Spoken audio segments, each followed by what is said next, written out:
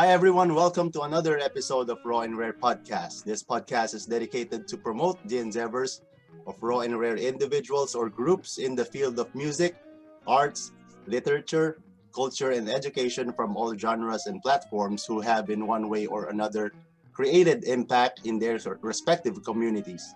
We aim to share their experiences and insights with the intention to inform and uplift the viewers and listeners. So stay tuned for more exciting episodes. Hear it, see it, and feel it only here on Raw and Rare. And before I introduce our very special guest tonight, let me give my biggest thank you and appreciation to all our regular listeners and viewers in Winnipeg, all over Canada, in the States, around the world, and most of all in the Philippines. Mabuhay kayong lahat. Maraming salamat. And tonight, like we always mentioned in the past episodes, we will always have special guests every episode, and tonight's guest, they're a band based in Winnipeg, and this exciting power pop punk trio was originally formed in Manila, Philippines.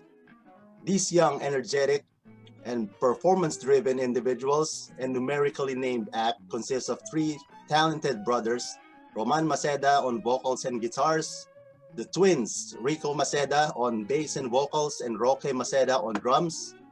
They recently came back from their successful tour in the Philippines, from playing well-known venues at Sagiho Bar and the 70s Bistro to performing on live television on GMA Network and Net25 in Manila. The brothers won the 2019 Jim Beam National Talent Search in Canada and performed at the Canadian Music Week in Toronto soon after that. They've been busy around their current hometown city in Winnipeg as well. They've released their sophomore EP entitled Hello Yellow and have performed at 92.1 City FM and at the Village Idiots Facebook Live series Live at the Roslyn. They have opened for two punk rock icons, the Rippers and Mobina Galore. The trio has been also featured on the cover of the University of Winnipeg's Uniter Fiverr Music issue in 2018. And as we promised, folks, mga kaibigan, from Winnipeg, Canada, the 1221, mga kaibigan. Hello, guys. Wow. Yeah. Thank you. Salamat for 1221. Yeah. First of all, mga kaibigan, let's hear it from 1221. Batiin naman natin yung mga regular listeners and viewers ng Raw and Rare Podcast sa Winnipeg and all over the world. Yes, salamat sa mga nag-tune in lagi sa Raw and Rare Podcast. So, yeah, pagpatuloy natin pag-suporta at panonood. Yeah.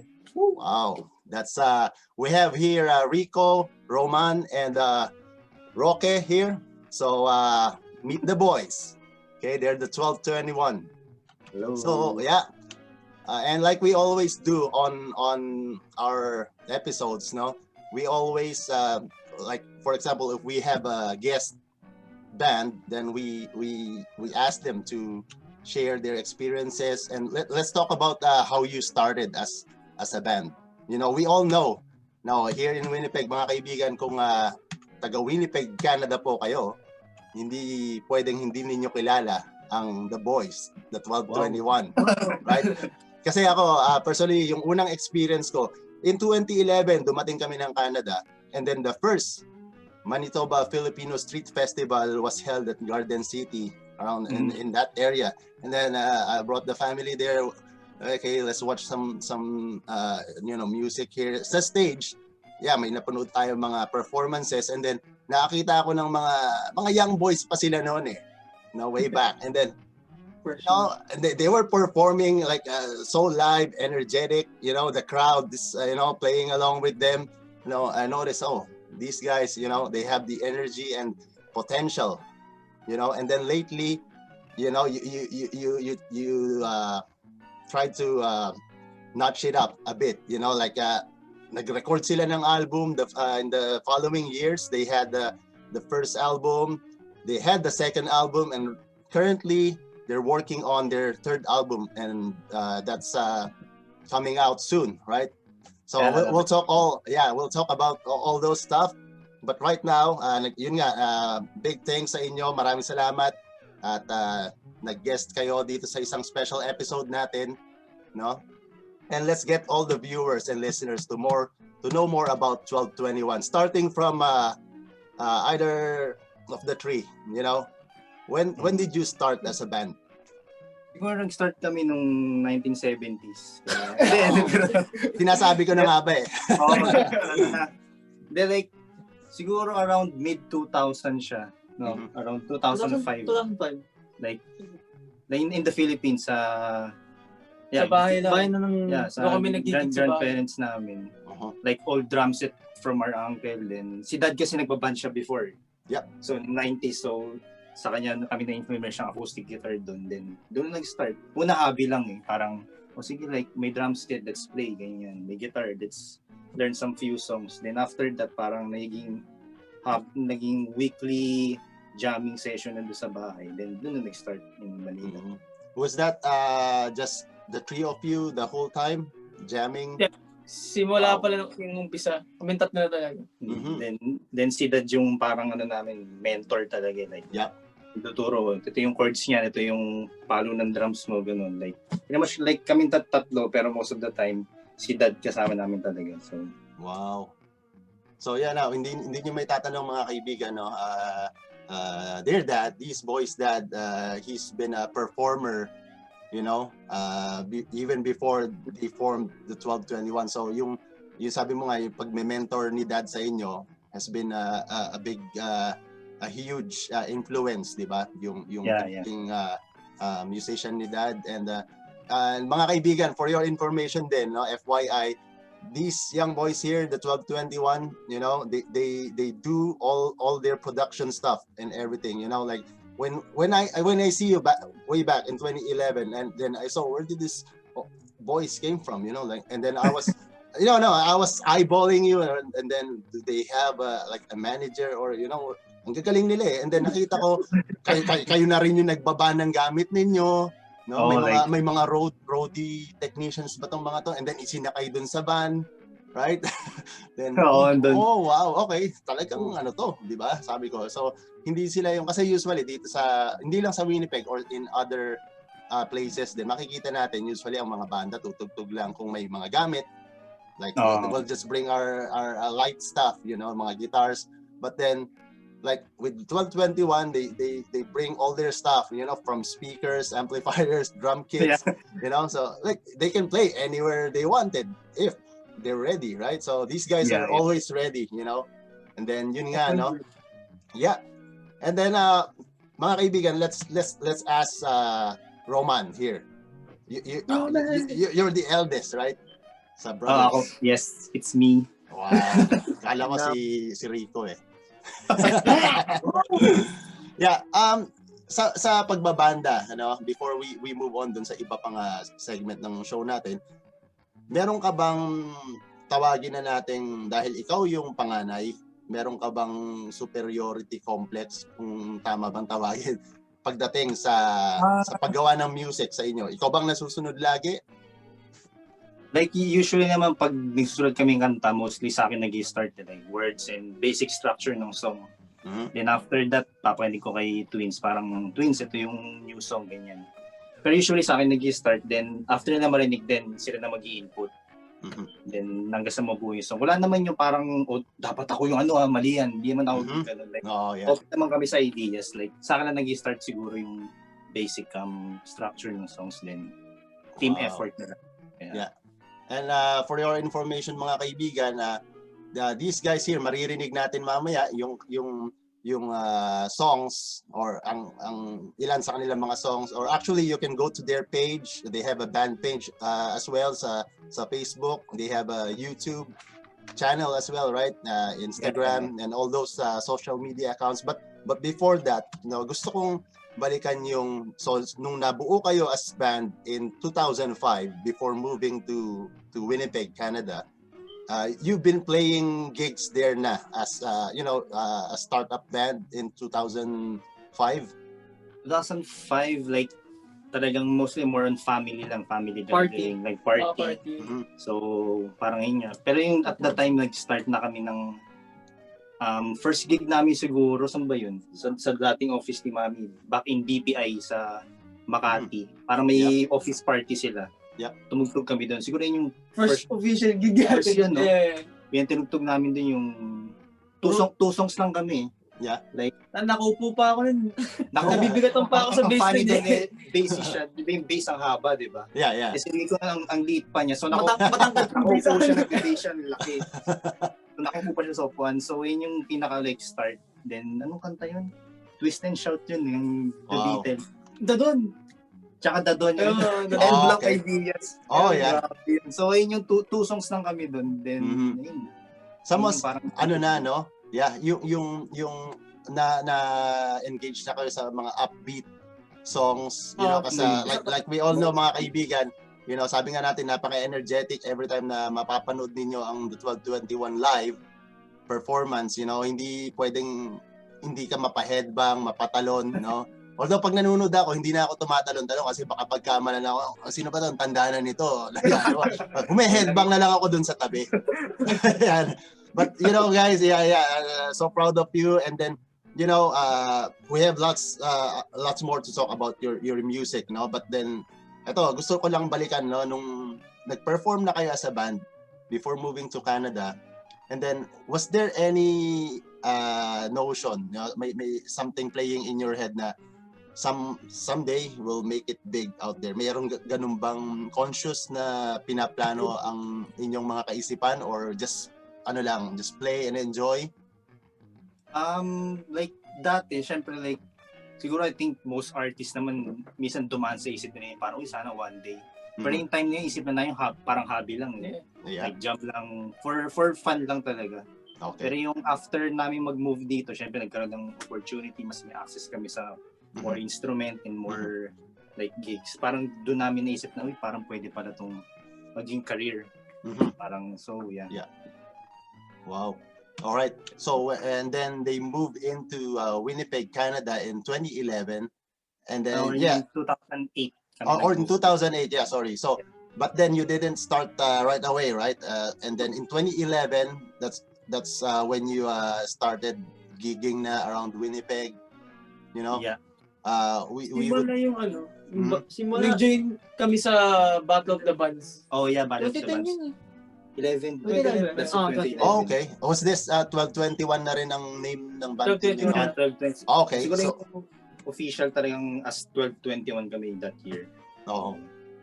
Okay. Etong isang tanong na, ito personal na tanong ko. Have you ever like I don't want to say jam, perform on stage with other musicians, like, or just three of you? You know, Like nung first kami, Collab. din nagkaroon kami ng collab. Like kasama si Sir Alfie Mela ng okay. isa sa mga iconic musicians. Oh yeah, okay. May isang jam pa kayo kay performance with Marby Gutierrez. Yeah, isa Ay, si Marby isa pa pala yun. Shout out kay Marby Gutierrez. Oh yeah, for sure. Magkikita-kita tayo niyan very soon. Dito sa Rare Rare, yan. Yeah. So yun nga, yung kay Alfie, like may mga few gigs na kasama namin siya. Yeah. Then isa yung kay Marby, yung nag-open kami sa Kamikaze back in 2018. So yeah. And eto mga kaibigan, since nabanggit niyo yon, when it comes to opening bands for Filipino bands visiting Winnipeg to perform, it's always the 1221 is first in line, Etong masasabi ko, which is we're very proud. Hindi ko naman sinasabi na 1221 lang, maraming pang iba, but you can't not have the 1221 in the lineup for sure. Ganun lagi ang aabangan ng mga tao, no? Lagi nating nakikita ang 1221 sa mga special performances, mga visiting artists dito sa Winnipeg. And about yung first album ninyo, which is entitled Wish, nirelease nyo siya noong 2016 in Winnipeg. This was in 2016, your first EP or album, sino nagsulat ng mga songs dito mostly? Mostly like ako nagsulat lahat. Then like pretty much yun naman lang yung structure kami. Ako then si Overall Twins. yung sound talagang Teamwork. Teamwork lang din. Wow. Okay. Mga kaibigan, ito nga, noong 2016, and then You play every year sa Manitoba Filipino Street Festival, no? Ito po mga kaibigan is an annual gathering ng mga Filipinos sa Winnipeg na dinadaluhan ng iba't ibang mga local artists and some visiting artists, and then 1221 has been a main staple sa event na to, sa isang napakalaking Pinoy event ng Winnipeg, no? Pakikita natin mga kaibigan, Filipino community pa lang yan, no? Masasabi natin ang 1221, you decided somehow na mag-reach out, no, expand sa iba pang communities. Like we all know mga kaibigan, ang Winnipeg is a diverse community of different nations, no, iba't ibang mga nationalities ang mga nagre-reside dito, no. Magkwento nga kayo, what was the first event or gig na nag-play kayo outside of the Filipino community?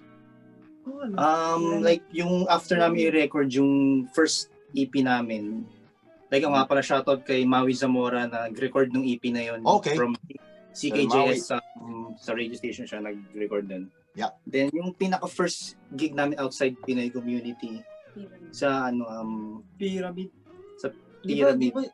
Or no, sa Manitoba Music New Music Night. Okay. So that's 2070, so parang recently lang. Ayun yung first like outside Pinoy community. Then wow.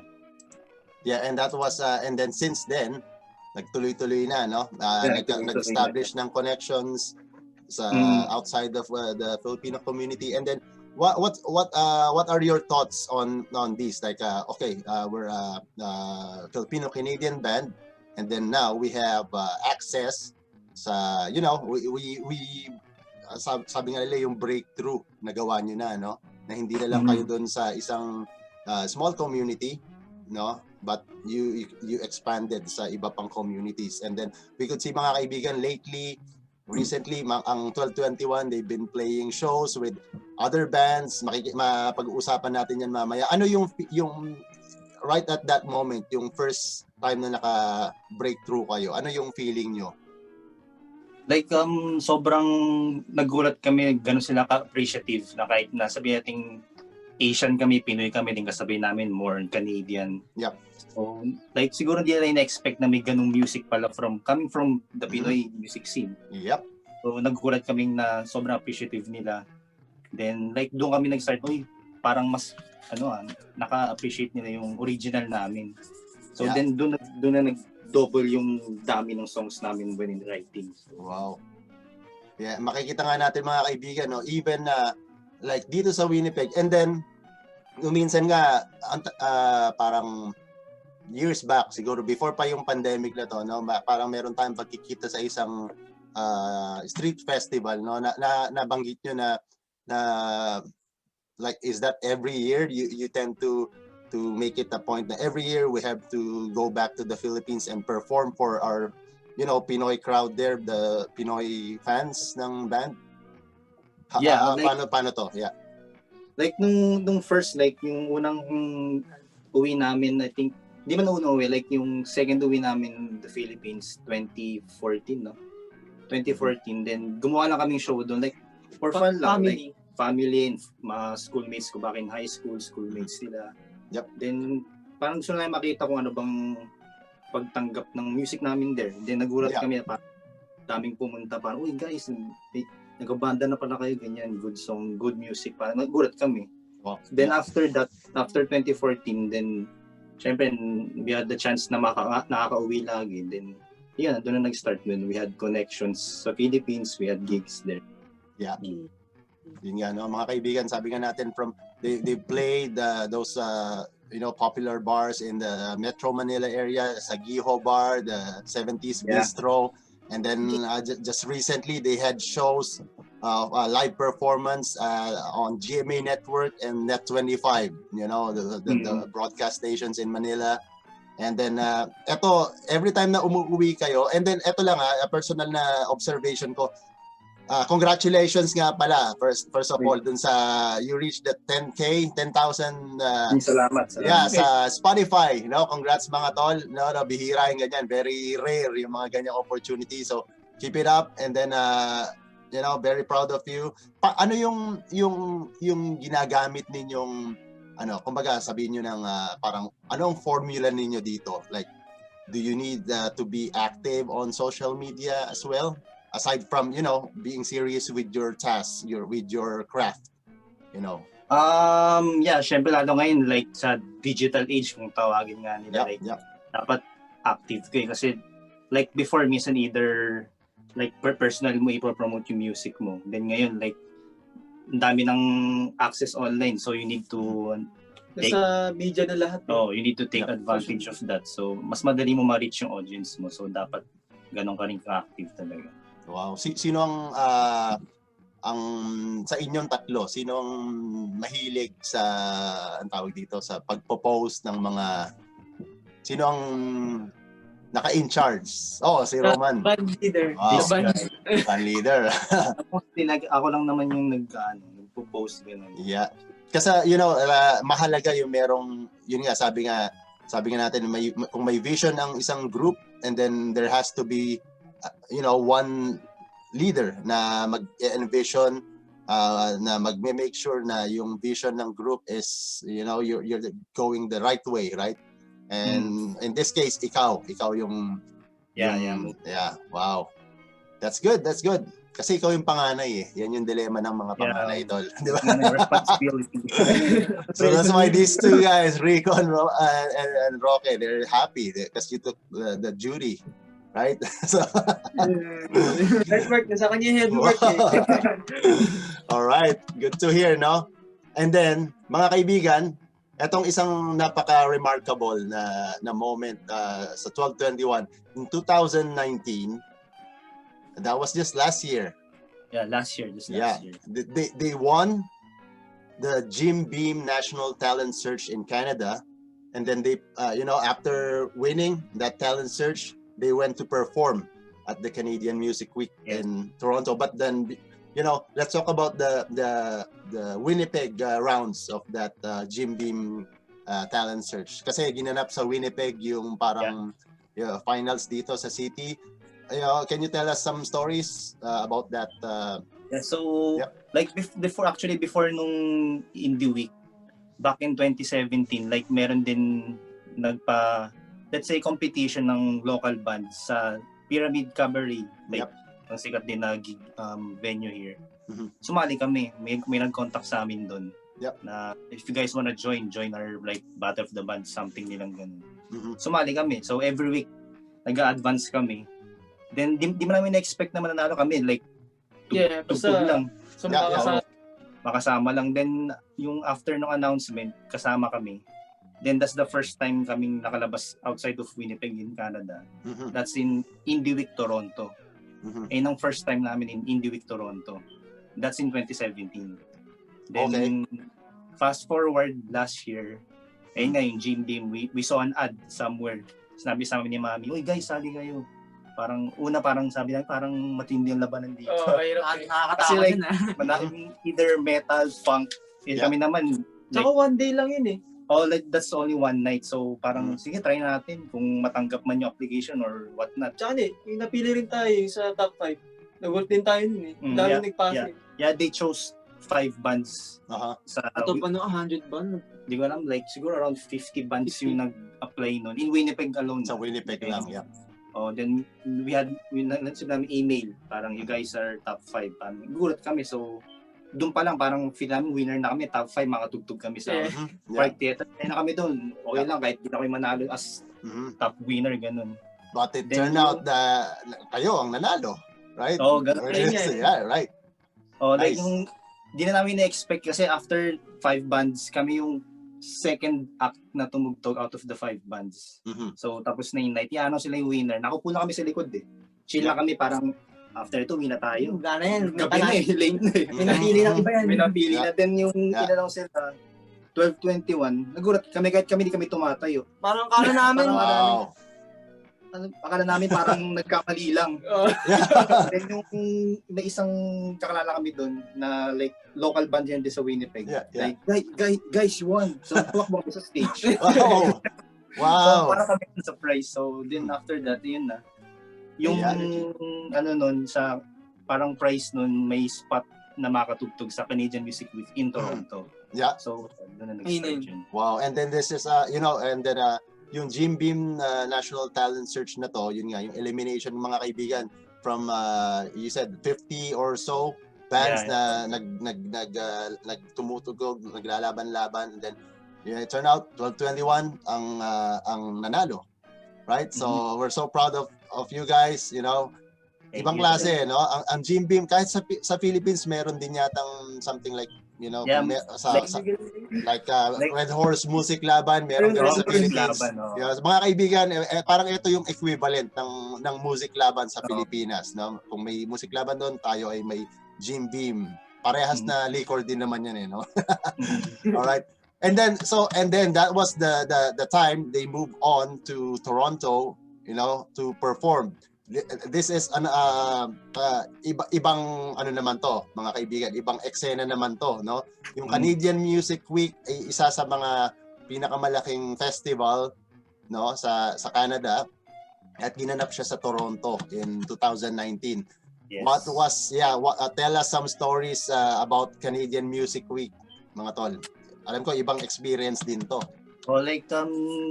That's our second time playing in Toronto. Mm-hmm. Then, syempre, mas bigger event yun eh. Yep. So, we played one night there, like kami yung main no? Main sa yung sa bill na yun, kami yung pinaka-main. There's like 3 bands, then kami yung isa. Yeah, wow. Yep. Then after that, yung may mga local artists from Winnipeg na tumugtog rin doon. So, ilan din? Marin din na taga Winnipeg. May mga ilang artists din like yung sa The Village Idiots, andun yung group nila eh.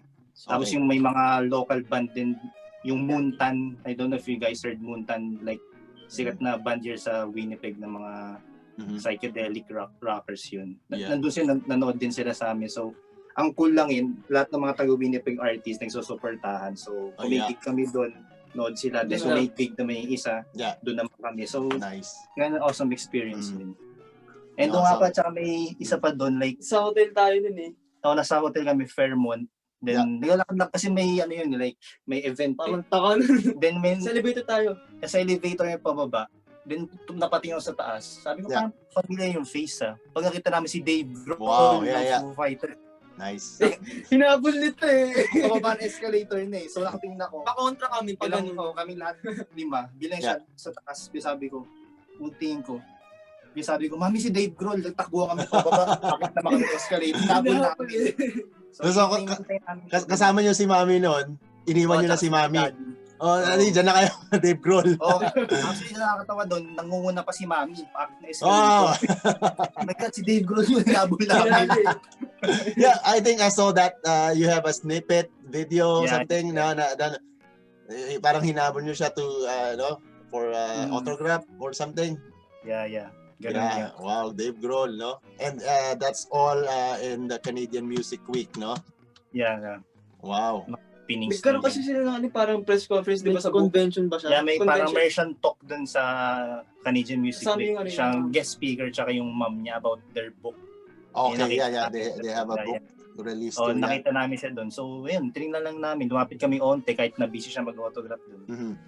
Parang ang cool parang dati YouTube mo lang pinapanood. MTV lang. Drama ng Nirvana yun. Tapos grabe Nirvana rin yan. Di ba? Nakaka-mind blown na stars na hindi yung feeling. Yeah. Ibang klase, Dave Grohl. Kapag kakain tayo nun, nawalan ka na ng gana. Nawala na akong gana nun. Wala gutom. na starstruck na, no? Nagulat ako parang tulala ngayon. After nun, kumakain kami, wala akong gana. Hindi kasi kakain na dapat tayo nun. Hindi ba kayo nagtulakan nun? Ako muna. Nice to hear. Ito mga kaibigan, no? Sa isang bandang katulad ng 1221 and they're brothers, no? Just so you know, we've been alam naman nila magkakapatid kayo Yeah. No, sa mga kaibigan natin sa Pilipinas, no, yung band of brothers kung tawagin, no, ang 1221 ay masasabi natin na very tight ang kanilang tugtugan, no? Given na sila ay hindi lang dahil sila ay magkakapatid, but how do you like when you're writing songs, na mention mo na nga kanina, na explain mo, no? Na nagsisimula yung mga basic structures sa'yo. And then, ano yung mga pinagkukunan ninyo ng, sabi mo ng inspiration? Like ikaw, yung the main songwriter, ano mostly ang mga tema ng mga sinusulat mong kanta for the band? Like usually like mga people around us, yung mga special someone, like family. Usually may naman yung parang starting point ng what kind of song na isusulat ko eh. Yep. So, Long distance relationship. yung mga ganun, mga basic LDR or mga namimiss mo yung gantong person. Usually yung mga ganun nga, mga everyday happiness ng people around you. So, yeah. Malaking factor ba dito yung nga, no, nabanggit natin kanina, si dad has been your mentor ever since, and then mom, she's been on your side, you know, all along. And then malaking factor ba dito yung relation nyo sa parents niyo, since they brought you up as artists, you know, as good musicians, you know? Yeah, and of then, course. Yeah, sure. Yeah, kasi like from the very start naman, napaka-supportive na nila eh. Like from umpisa pa lang yung sabi natin mga basic na pagbay ng instrument, very supportive na sila. And like every gigs, like ganun, pag sulat namin ng song, papakinggan namin sa kanila. Gusto naman nila, salamat na gustuhan naman yung mga kanta namin. Wow. Yeah. Of course, yeah. Yeah, very supportive. Yeah. As long na si Rico at saka si Rocky ginagawa nila yung chores nila, no problem. Ayun. Okay, bagong instrument yan. Di ba? Oo. Maraming recording ha. Tama. Hugas muna. Oo. Magsahin ka. So, eto mga kaibigan, makikita natin napaka-joyous, energetic ng relasyon ng magkakapatid, Rico, Roman, and Roque sa bandang 1221. But they just released an EP. Just this is in 2019 din, di ba? Yes. And this is called Hello Yellow. Right? Kung makikita din yung mga kaibigan, yung eto meron akong nabigyan ako ng kopya. Ayan. Yun, no? Hello Yellow mga kaibigan. Yan, 5 tracks EP from the 1221. May kasama pang t-shirt yan mga kaibigan, pero nilabang ko lang. Araw-araw ko kasing sinusuot. Nilabang ko naman. So yun mga kaibigan, no? They just released this. Grab your copies, no? Nice songs. You know, medyo napudpud na yung CD. Lagi kong piniplay sa kotse. Pero ayan, may MP3s naman ako na ibibigay nyo, di ba? So, yan mga kaibigan. And then they also released, just before Hello Yellow, they have Wish, no? Yung first album nila. And then currently they have a single that's already out. You know, can you say something about the new EP or new single? Yeah, yung title ng new single is Runaway. So ayun ang first single sa upcoming EP namin, siguro around next year lang release. So yeah. So ngayon out na Spotify, kasi pakinggan the 1221. I Remember You. So yeah. And then I Remember You. Yeah, that's the latest, right? Yes. Okay, mga kaibigan. The 1221 mga kaibigan, gaya nga ng pinangako namin, we'll have a special episode this Thanksgiving Day. Batiin naman natin Happy Thanksgiving all our Canadian friends, mga Filipino Canadians. Happy Thanksgiving sa inyong lahat. And then Happy before nice, thank you. Before we wrap this up, no, one last question. Any of you may answer this. Meron ba kayong balak na mag-tour across Canada and someday, you know, one day? I mean, after the pandemic. Yeah. Like actually yung before like Philippines nung una, like sa Philippines kami tour, then ang plan namin dapat late this year or around this season actually dapat mag-tour kami. All yung dami nangyari sa mundo, pandemic, ganyan. So we had to like cancel muna yung plans na yun. So yeah. But soon, hopefully next year kung maging okay, then magtutour kami and the States. So sana makatuloy kami sa States, sa US. So yan ang mga magagandang goals, no, na sineset. Kasi given na pandemic season, so dapat think positive pa rin, you know, always looking forward sa the best, no, na pwede mangyari. And we're looking forward to that. Canada and US tour. You know, who knows? You know, maybe I can come to one of them. You know. Yun. Yeah. Free kita na. Free entrance for... Wow, sure. Lagay na sa guest list yan. Nice. Sama nyo na rin pati yung hotel, di ba? Oo, tama na. Alright. Mga kaibigan, nice talking to you today. And can you introduce the song we're gonna play tonight? Yes, before that, gusto namin invite kayo sa November 13 sa Park Theater here in Winnipeg. We're gonna have a show there. So, yeah. Wow. Oh, yeah. So, ito na. Yung song na to is nag-hit ng 10,000 sa Spotify. So, wow. Galing sa EP namin na Hello Yellow. The song's called Runaway. Sana magustuhan niyo. Alright, mga kaibigan. Okay, sabi nga natin, napakaiksi ng oras. It's always bitin, no? But if you have further questions about our conversation tonight with our boys here, the 1221, feel free to drop your comments and messages here on this page. And you can also reach the 1221 in their social media accounts. You know, there's the 1221 on Facebook, on YouTube, on Instagram. You have TikTok too, right? Siguro sa ano. Siguro. Upcoming, you know. And yeah. You can message Roman, Rico, and Roque here. You know, anytime. You know. Yes. Right.